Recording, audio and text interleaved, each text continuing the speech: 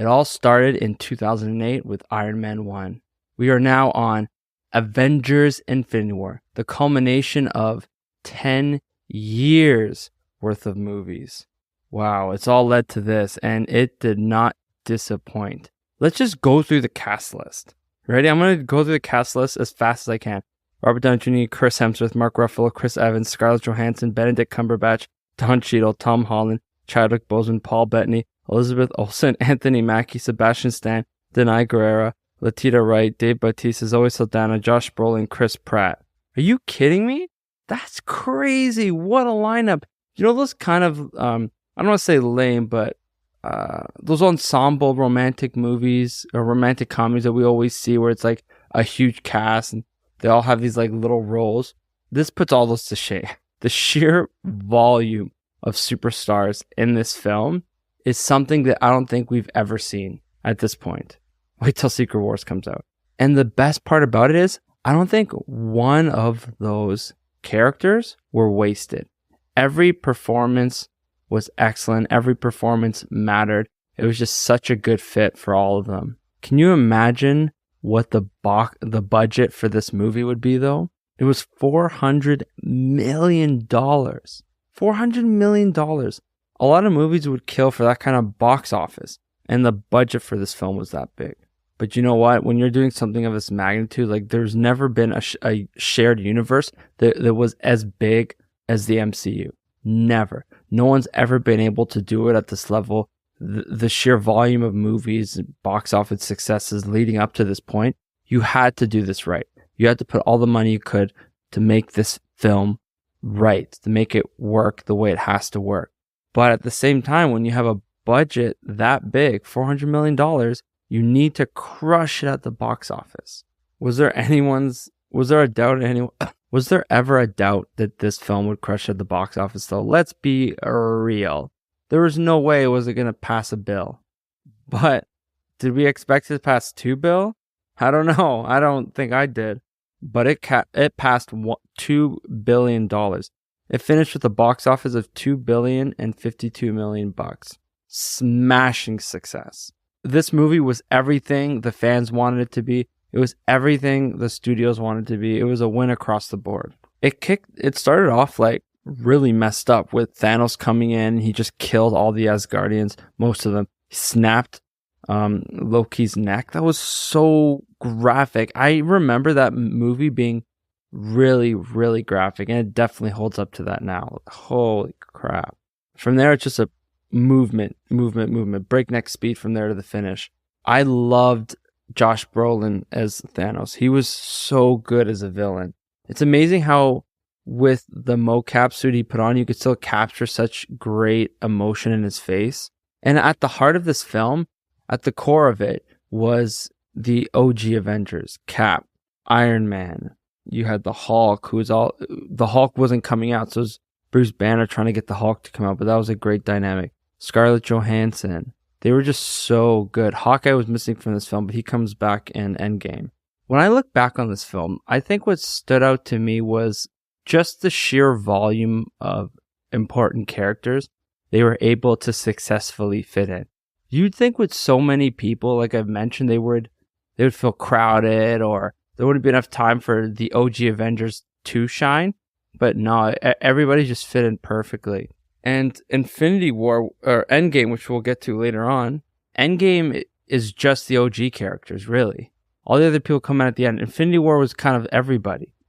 And when, I don't know if a lot of people remember this, but the trailer and the kind of build up to the film was just that one scene of Bruce Banner falling into the Sanctum Sanctorum or whatever it's called. And he's just like, Thanos is coming.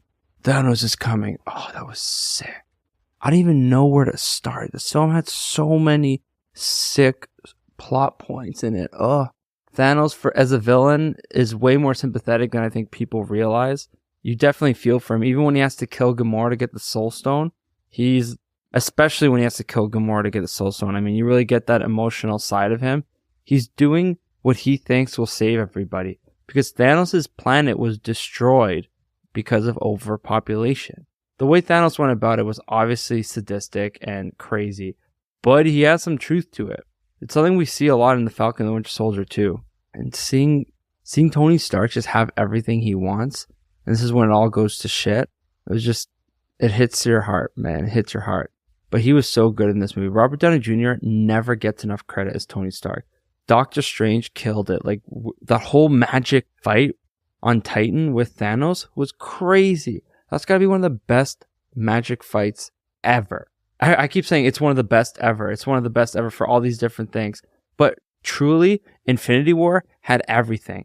The action was awesome. The humor was so good. How many people laughed when Drax said, "Why is Gamora?" Come on. So good.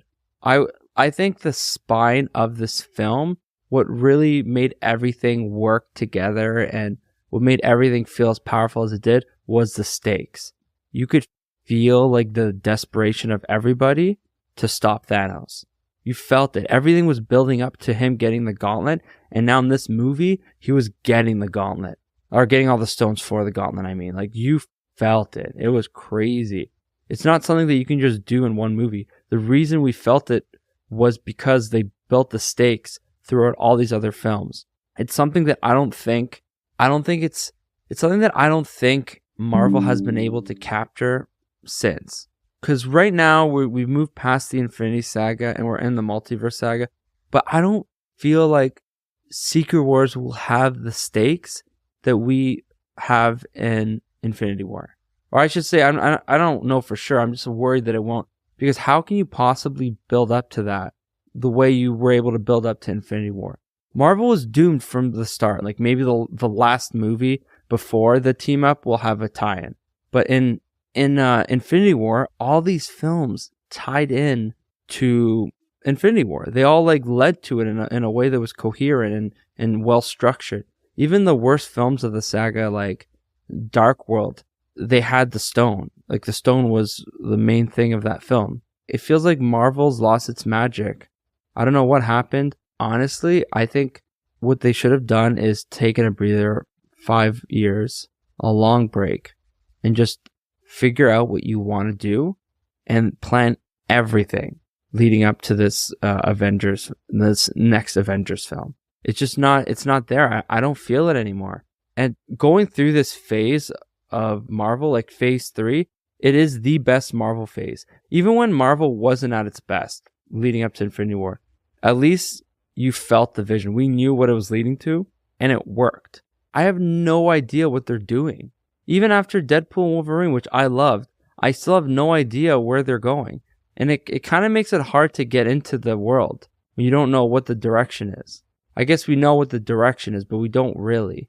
And now they introduced anchor beings, which I'm not a fan of anchor beings at all. Here's my hot take. If Marvel lowered their output and focused on the best, like the best products of this current phase, it would be on par with Marvel's best phase. Infinity War was the best of them, though. This was peak Marvel. I don't even need to go through the list, really. Infinity War obviously takes the top spot in the MCU power rankings. Without a question, it just zooms right up to the top. This movie was everything. There were some people that I saw a tweet recently where it's like, nobody expected them to lose in Infinity War.